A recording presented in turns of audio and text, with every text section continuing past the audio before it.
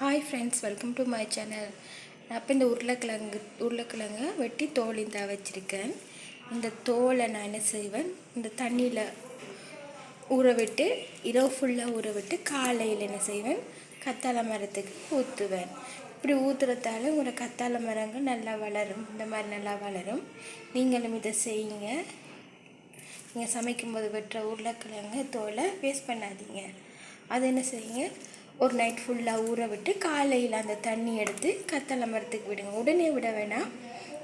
ஒரு நைட் ஃபுல்லாக ஊற விட்டு அடுத்த நாள் காலையில் ஊற்றும்போது உங்களோட கத்தாழை மரம் நல்லா வளரும். இப்படி ஊற்றுறதால கத்தாழை தடியெல்லாம் அப்படி மொத்தமாக நல்லா வளரும். நீங்கள் இதை செய்யுங்க. வேறு கத்தாழை நல்லா வளரும், தடியெல்லாம் இந்த மாதிரி நல்லா மொத்தமாக வளரும். பாருங்கள், இதை நீங்கள் மறக்காமல் செய்யுங்க. நீங்கள் சமைக்கும்போது வெட்டுற உருளைக்கிழங்கு தோல் டஸ்ட்பினில் போடாதீங்க. ஓகே ஃப்ரெண்ட்ஸ், அடுத்த வீடியோவில் சந்திக்கலாம். பாய்.